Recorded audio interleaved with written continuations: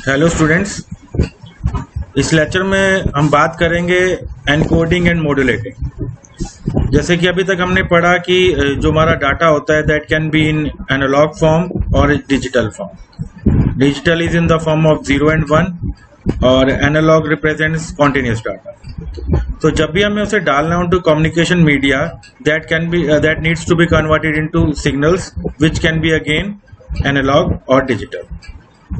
तो हमारे पास possible 4 cases हो गए कि हमारे पास डिजिटल डाटा था, डिजिटल सिग्नल में कन्वर्ट करना है, एनालॉग डाटा था, डिजिटल सिग्नल में कन्वर्ट करना है, या डिजिटल डाटा था, एनालॉग सिग्नल में कन्वर्ट करना है, या एनालॉग डाटा था और एनालॉग सिग्नल में कन्वर्ट करना है।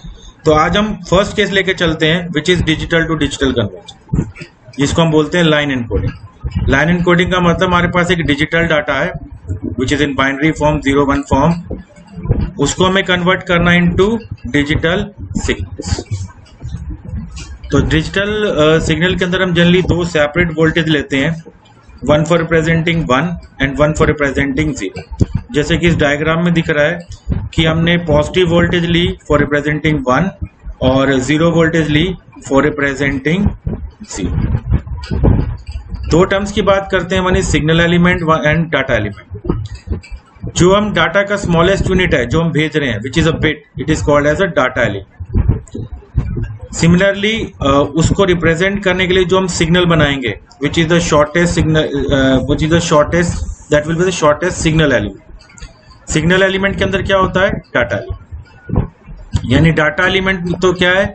जो हम भेजना चाह रहे हैं what we need to send, और सिग्नल में क्या है? जिसको हम भेज सकते हैं व्हाट वी कैन सेंड। एक सिग्नल के अंदर मल्टीपल बिट्स भी हो सकते हैं जिसको हम रिप्रेजेंट करते हैं बाय आर। जैसा कि इस डायग्राम में देख रहे होगे, ए पार्ट में हम एक सिग्नल यूज कर रहे हैं फॉर रिप्रेजेंटिंग 1 बिट, तो हमारे आर की वैल्यू क्या हुई? 1। सेकंड में देखोगे कि ए की बिट को रिप्रेजेंट करने के लिए हम एक सिग्नल चेंज कर रहे हैं, जैसे 1 को रिप्रेजेंट कर रहे हैं from lower to higher voltage, ठीक है, तो हमारे आर की वैल्यू क्या हुई? 1/2। थर्ड के केस के अंदर में हम एक सिग्नल में 2 बिट्स रिप्रेजेंट कर रहे हैं, तो हमारे आर की वैल्यू क्या हुई? 2। फोर्थ केस में,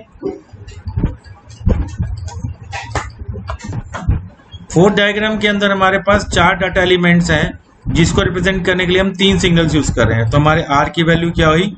4/3। तो जितने बिट्स हम ट्रांसमिट कर रहे हैं इन 1 सेकेंड उसको हम बोलते हैं डाटा रेट। यानी डाटा रेट क्या हुआ? Number of bits transmitted in 1 second. उसकी जो मैजिक यूनिट है that is BPS, bits per second. तो अगर हम 1 सेकेंड में 5 बिट भेज रहे हैं तो हमारी डाटा रेट क्या हुई? 5 bits per second. Signal rate होता है number of signal element send in 1 second, उसकी यूनिट होती है बॉड। अगर मेरे आर की वैल्यू 1 है, यानी एक सिग्नल के अंदर एक ही बिट जा रहा है, तो your BPS and board will be equal. तो डाटा रेट को हम बिट रेट भी बोलते हैं और सिग्नल रेट को पल्स रेट, मॉड्यूलेशन रेट या बोर्ड रेट भी बोलते हैं। तो जनरली हमारा पर्पस क्या होता है कि डाटा रेट को इंक्रीज किया जाए ताकि हमारा जो स्पीड ऑफ ट्रांसमिशन है वो इंक्रीज हो, और सिग्नल रेट को कम किया जाए ताकि हमारी बैंडविड्थ रिक्वायरमेंट कम हो। जैसे एक सिंपल सा एग्जांपल लेते हैं कि 10 लोगों ने सोनीपत टू दिल्ली जाना है। अब या तो आप वो सभी अलग अलग कार से जाएं तो ट्रैफिक जैम की प्रॉब्लम हो सकती है, तो दूसरा ऑप्शन क्या है कि एक कार में मल्टीपल पर्सन जाएं, तो हमारे पास नंबर ऑफ व्हीकल्स रिड्यूस हो जाएंगे, यानी ट्रैफिक जैम भी रिड्यूस हो जाएगा। डाटा रेट और सिग्नल रेट के बीच में रिलेशन की बात करूं तो फॉर्मूला है C is equal to Cn into 1/R baud. N क्या है आपका? Data rate which is measure in bits per second, C constant है, S is the number of signal elements. तो सपोज मान के चलो कि मेरा डाटा रेट है 10 बिट्स पर सेकेंड, C मान लेता हूं 1, ठीक है, तो फॉर्मूला में पुट करोगे तो C 1 हो गया, N हो गया 10, और नंबर ऑफ बिट्स पर सिग्नल मान लेते हैं 1, तो ये आ गया इंटू 1, तो 1 into 10 into 1 is 10, यानी 10 सिग्नल्स चाहिए होंगे फॉर सेंडिंग 10 बिट्स। अगर एक सिग्नल के अंदर मैं 2 बिट्स भेज रहा हूं तो एस की वैल्यू आ जाएगी 5, कि हमें 5 सिग्नल्स ट्रांसमिट करने पड़ेंगे। अब आज के लेक्चर में हम पढ़ रहे हैं कि कैसे हमें डिजिटल डाटा को कन्वर्ट करना है इनटू डिजिटल सिग्नल्स। तो 5 तरीके से हो सकता है जो हम एक एक कर पढ़ेंगे, unipolar, polar, bipolar, multi level and multi transition. इनमें से मल्टी लेवल और मल्टी ट्रांजिशन हमारे सिलेबस में नहीं है, तो हम 3 पढ़ेंगे, यूनिपोलर, पोलर एंड बाइपोलर।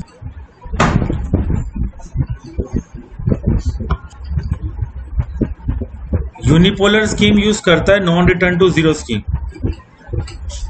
यानी जितने भी सिग्नल्स हैं वो सिर्फ एक्सिस के एक ही साइड होंगे, यानी 0 और 1 जो हम सिग्नल प्रेजेंट कर रहे हैं that will be on one side of time axis, या तो ऊपर हो सकता है या नीचे हो सकता है। तो जैसे आप डायग्राम में देख रहे हो, हम 1 को रिप्रेजेंट कर रहे हैं बाय पॉजिटिव वोल्टेज और 0 को रिप्रेजेंट कर रहे हैं बाय 0 वोल्टेज। इसको एनआरजेड इसलिए भी कहते हैं कि सिग्नल बीच में 0 पे रिटर्न नहीं कर रहा। इस स्कीम का डिसएडवांटेज क्या है कि इसको कंपैरेटिवली बैंडविड्थ ज्यादा चाहिए, यानी this scheme is costly. Second आती है हमारी पोलर स्कीम। पोलर स्कीम का मतलब है voltage will be on both side of time axis. इसमें भी हम यूज कर रहे हैं एनआरजेड। एनआरजेड का मतलब इन बिटवीन एक बिट का ट्रांजिशन 0 पर नहीं होगा, ठीक है, पॉजिटिव टू नेगेटिव होगा या नेगेटिव टू पॉजिटिव होगा। ये 2 फॉर्म्स में आता है, एक एनआरजेड आई और एक एनआरजेड एल। एनआरजेड एल के अंदर हमारा वोल्टेज डिटरमाइन करता है कि हमारी बिट कौन सी है। जैसे कि आप डायग्राम के ऊपर वाले पोर्शन में देखोगे, एनआरजेड एल में 0 को रिप्रेजेंट कर रहे हैं बाय पॉजिटिव वोल्टेज, 1 को रिप्रेजेंट कर रहे हैं बाय नेगेटिव वोल्टेज। तो जैसे आपका बिट है 0 1 0 0, तो हमने 0 को रिप्रेजेंट किया बाय पॉजिटिव वोल्टेज, 1 को रिप्रेजेंट किया बाय नेगेटिव वोल्टेज। 0 है तो पॉजिटिव वोल्टेज, 0 है तो पॉजिटिव वोल्टेज, 1 है तो नेगेटिव, 1 है तो नेगेटिव, 1 है तो नेगेटिव और 0 है तो पॉजिटिव। एनआरजेड आई के अंदर, आई का मतलब है इनवर्स, यानी 0 को रिप्रेजेंट करेंगे बाय लैक ऑफ ट्रांजिशन और 1 को रिप्रेजेंट करेंगे बाय प्रेजेंस ऑफ ट्रांजिशन। नीचे वाले पोर्शन में देखोगे अभी फर्स्ट बिट 0 है, नेक्स्ट बिट क्या है 1, 1 का मतलब यहाँ पे हमारा ट्रांजिशन हुआ। नेक्स्ट बिट क्या है 0 0 मतलब नो ट्रांजिशन, 0 0 मतलब नो ट्रांजिशन। 1 आ गया तो हमारा सिग्नल चेंज होके क्या हो गया पॉजिटिव। नेक्स्ट 1 आया फिर हमारा ट्रांजिशन हुआ, नेक्स्ट 1 आया फिर ट्रांजिशन हुआ, 0 का मतलब नो ट्रांजिशन। दोबारा देखते हैं, एनआरजेड के अंदर तो क्या था, हमने 0 को रिप्रेजेंट किया था बाय पॉजिटिव वोल्टेज, 1 को रिप्रेजेंट किया था बाय नेगेटिव वोल्टेज। एनआरजेड आई के अंदर कैसे रिप्रेजेंट कर रहे हैं, 0 को रिप्रेजेंट कर रहे हैं बाय एब्सेंस ऑफ ट्रांजिशन और 1 को रिप्रेजेंट कर रहे हैं बाय प्रेजेंस ऑफ ट्रांजिशन। तो जैसे ही 1 आया तो अगर आपका पॉजिटिव वोल्टेज था तो नेगेटिव हो गया और नेगेटिव था तो पॉजिटिव हो गया। जैसे यहाँ पे देखो 0 के बाद 1 आया तो हमारा ट्रांजिशन हो गया, फिर से 1 आया फिर से ट्रांजिशन हो गया, फिर से 1 आया फिर से ट्रांजिशन हो गया, 0 आया तो नो ट्रांजिशन।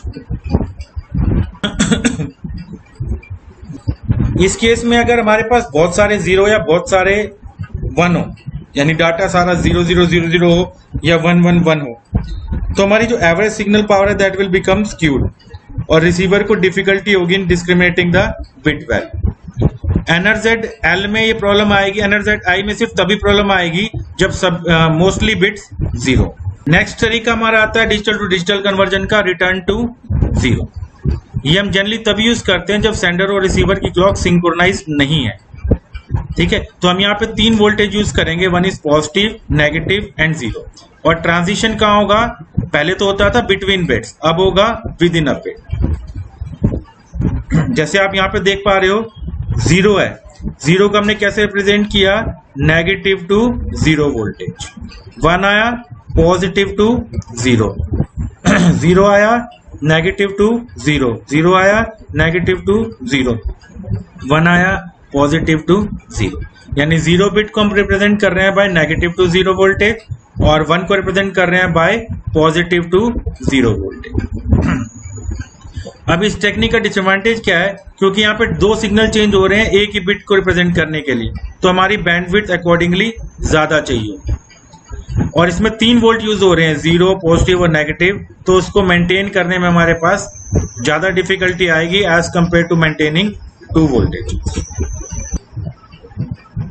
नेक्स्ट आता है बाईफेज। इसमें हम दो टेक्निक पढ़ेंगे, वन इज मैनचेस्टर एनकोडिंग और second is differential Manchester encoding. Manchester encoding दो टेक्निक को कंबाइन करके बना है। एक आरजेड में क्या था कि ट्रांजिशन होता था at the middle of a bit, और एनआरजेड एल में क्या होता था, हम 0 को रिप्रेजेंट करते थे बाय पॉजिटिव वोल्टेज, 1 को रिप्रेजेंट करते थे बाय नेगेटिव वोल्टेज। तो हमारी जो वोल्टेज है वो फर्स्ट हाफ में एक लेवल पे रहेगी और सेकंड लेवल पे दूसरे हाफ में चली जाएगी। ट्रांजिशन मिडल में हो रहा है तो ये हमें हेल्प करेगा इन सिंक्रोनाइजेशन। तो मैनचेस्टर के अंदर हम 0 को रिप्रेजेंट करेंगे बाय पॉजिटिव टू नेगेटिव, या डायग्राम में ऊपर दिया हुआ है, और 1 को रिप्रेजेंट करेंगे बाय नेगेटिव टू पॉजिटिव। यहाँ पे 3 वोल्टेजेस नहीं है पिछली टेक्निक के डिसएडवांटेज को रिमूव करने के लिए। तो मैनचेस्टर में जैसे हमारी फर्स्ट बिट 0 थी तो हमने प्रेजेंट किया पॉजिटिव टू नेगेटिव, 1 है तो नेगेटिव टू पॉजिटिव, 0 है तो पॉजिटिव टू नेगेटिव, 0 है तो पॉजिटिव टू नेगेटिव, 1 है तो नेगेटिव टू पॉजिटिव, 1 है तो negative to positive. Differential Manchester encoding दो को मिक्स करके बनी है, आरजेड एंड एनआरजेड आई। तो इसमें क्या है कि अगर आपकी नेक्स्ट बिट 0 है तो ट्रांजिशन होगा, नेक्स्ट बिट 1 है तो ट्रांजिशन नहीं होगा। हमारे डायग्राम जैसे फर्स्ट बिट 0 है, 0 में क्या है कि पहले ट्रांजिशन होगा, तो ये ट्रांजिशन हुआ और फिर क्या गया negative to positive. Next bit क्या है 1, तो स्टार्टिंग में कोई ट्रांजिशन नहीं होगा, तो ये कहाँ गया positive to negative. Next bit क्या है 0, 0 मतलब ट्रांजिशन एट स्टार्ट, तो ये ट्रांजिशन हुआ और फिर क्या हुआ positive to negative. Next bit क्या है 0, 0 का मतलब फिर ट्रांजिशन हुआ एट स्टार्ट, तो हमारी वोल्टेज कहाँ गई positive to negative. Next bit क्या है 1, मतलब स्टार्ट में कोई ट्रांजिशन नहीं करना, तो हमारी वोल्टेज कहाँ गई negative to positive. Next bit क्या है 1, 1 मतलब कोई ट्रांजिशन स्टार्ट में नहीं करना, तो हमारी वोल्टेज कहाँ गई पॉजिटिव टू